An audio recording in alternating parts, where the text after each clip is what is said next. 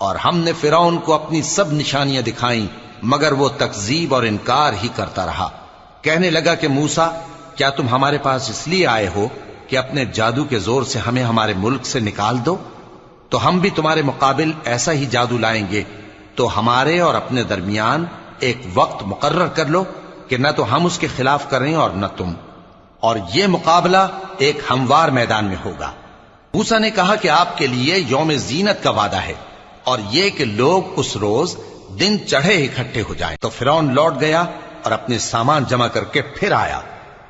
موسیٰ نے ان جادوگروں سے کہا کہ یہ تمہاری بربادی ہوگی، اللہ پر جھوٹ نہ باندھو، وہ تمہیں عذاب سے فنا کر دے گا، اور جس نے جھوٹ باندھا وہ نامراد رہا۔